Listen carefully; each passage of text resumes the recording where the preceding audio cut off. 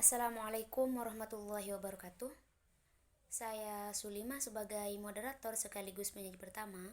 Di sini kami dari kelompok 1 akan mempresentasikan judul makalah kami, yaitu Badan Usaha yang Tidak Berbadan Hukum. Sebelumnya kita perlu membahas tentang apa itu badan usaha. Badan usaha di sini yaitu kesatuan teknis yang bertujuan untuk mencari laba atau keuntungan.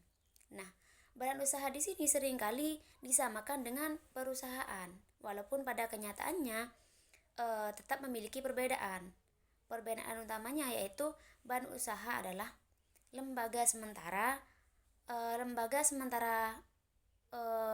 perusahaan adalah tempat di mana badan usaha itu mengelola faktor produksi. Nah, pada badan usaha ini ada beberapa jenis-jenisnya. Yang pertama yaitu badan usaha perseorangan dan badan usaha perserikatan.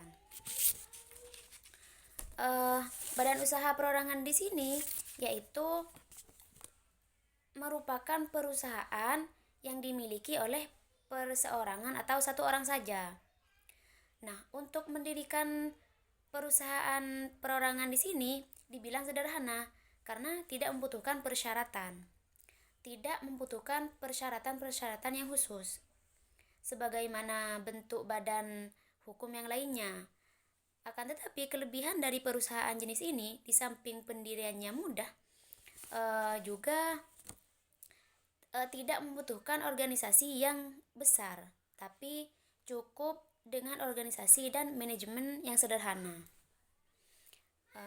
Tujuan dari dibentuknya badan usaha perseorangan ini utamanya atas didirikannya badan usaha perseorangan ini adalah tidak lain untuk mencari serta memperoleh keuntungan. Seperti itu. Jenis yang kedua adalah badan usaha perserikatan. Artinya badan usaha di sini perkumpulan orang-orang di mana mereka mempunyai kepentingan yang sama seperti itu dan tidak menjalankan perusahaan tertentu. Nah, sedangkan anggota di dalamnya itu artinya orang-orang yang mengurus badan usaha tersebut. Nah, pada perserikatan ada dua macam, yaitu badan usaha berbadan hukum dan badan usaha yang tidak berbadan hukum. Badan usaha berbadan hukum itu adalah perusahaan yang menurut sifatnya itu dibebani tanggung jawab terbatas sebatas modal yang ditanamkan, seperti itu. Yang kedua, badan usaha yang tidak berbadan hukum, di mana badan usaha yang tidak berbadan hukum di sini perusahaan yang menurut sifat dan bentuknya memiliki tanggung jawab yang luas secara pribadi, seperti itu. Nah, sedangkan definisi lain badan usaha yang tidak berbadan hukum itu adalah badan usaha yang tidak memiliki pemisah yang tegas antara harta kekayaan pribadi dengan harta kekayaan badan usaha, seperti itu. Nah, akan tetapi di sini pada pembahasan kita kali ini akan mengkhususkan pada badan usaha yang tidak berbadan hukum yang akan dijelaskan oleh saudari Qurratul Ainiyah. Kepadanya saya persilahkan. Bismillahirrahmanirrahim. Saya Qurratul Ainiyah sebagai penyaji kedua akan melanjutkan penjelasan dari Sulimah, yaitu tentang badan usaha yang tidak berbadan hukum. Mari saya akan jelaskan tentang badan usaha yang tidak berbadan hukum, yaitu yang pertama adalah firma.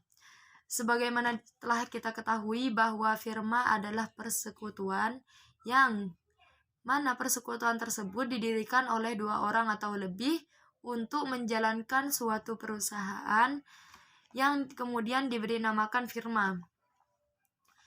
Lalu firma ini memiliki dua cara untuk proses menjalankannya. Yang pertama adalah melalui akta autentik, yang mana akta tersebut harus melibatkan notaris dalam penulisan atau pengesahan berdirinya suatu firma tersebut. Yang kedua adalah akta bawah tangan, yang mana akta bawah tangan tersebut hanya membutuhkan persetujuan dari pihak-pihak yang terlibat dalam suatu perjanjian ketika mendirikan suatu firma. Ini telah dijelaskan dalam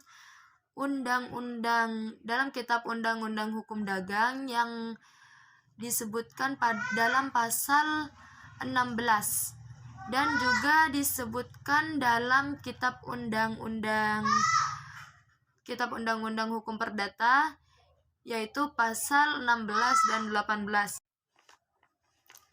Penjelasan selanjutnya adalah CV, yaitu perseroan komanditer, yang mana perseroan komanditer ini merupakan suatu usaha yang dilakukan oleh persekutuan yang didirikan atas dasar kepercayaan, yang mana kepercayaan tersebut terdapat sekutu yang secara penuh menanamkan atau bertanggung jawab atas sekutu lainnya, yang mana sekutu tersebut seakan-akan menaruh modal dalam berjalannya usaha ini. Dan dalam kitab Undang-Undang Hukum Dagang pasal 19 disebutkan bahwa CV merupakan suatu perseroan yang menjalankan suatu perusahaan yang dibentuk satu orang atau lebih, yang mana persekutuan tersebut adalah secara tanggung-menanggung antara pihak persero. Dan yang dimaksud dengan tanggung-menanggung ini adalah baik tanggung jawab untuk keseluruhan atau yang disebut dengan tanggung jawab solider, dan tanggung jawab tersebut diberikan kepada satu pihak, atau tanggung jawab bersama yang kemudian diberikan kepada satu pihak dan satu orang atau lebih sebagai pelepas uang. Jadi dalam perseroan komanditer ini disebutkan bahwa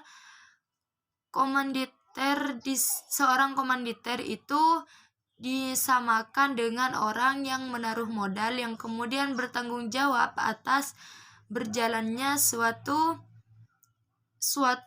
perusahaan yang telah dijalankan. Dan hal ini telah disebutkan dalam kitab Undang-Undang Hukum Dagang dalam 3 pasal. Yang pertama adalah pasal 19, 20, dan 21. Selanjutnya adalah usaha dagang.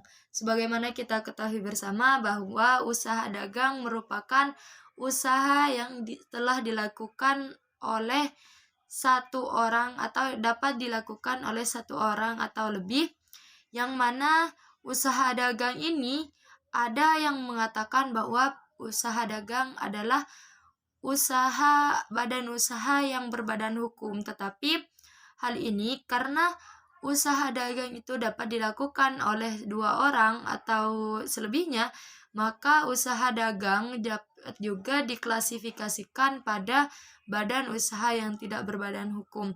Yang pertama, kita harus mengetahui pengertian dari usaha dagang, yaitu suatu kegiatan yang sifatnya melakukan jual beli, yang mana dilakukan oleh seorang penjual dan pembeli atas barang yang dapat dialihkan atas hak kepemilikannya. Selanjutnya, hal yang perlu diperhatikan dalam melaksanakan usaha dagang ini adalah harus memperhatikan atas kualitas barang, yang mana kualitas barang ini dapat menjadi titik tumpu atau dapat menjadi sorotan dari seorang pembeli, atau kemudian menjadi permasalahan dan tingkat penerimaan atau laba yang akan diterima jika tingkat barang atau kualitas barang itu baik.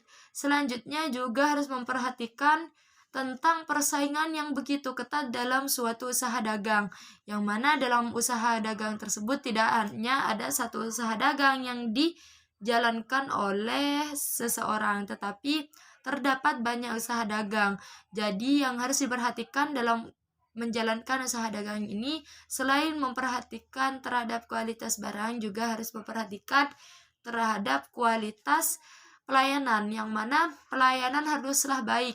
Menyadari bahwa dalam usaha dagang tersebut terdapat banyak badan usaha yang lebih memprioritaskan kepentingan pembeli atau kesenangan pembeli atas rasa puas terhadap barang yang sudah diterima, begitu.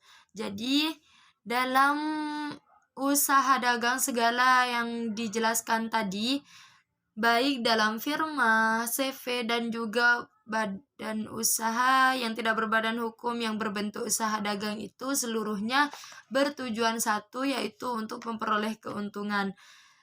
Mungkin hanya ini yang dapat kami sampaikan sebagai kelompok pertama dari materi hukum dagang. Kami ucapkan mohon maaf apabila ada penjelasan yang kurang dimengerti atau ada penjelasan yang tidak sesuai dengan opini Anda. Selanjutnya, terima kasih. Wassalamualaikum warahmatullahi wabarakatuh.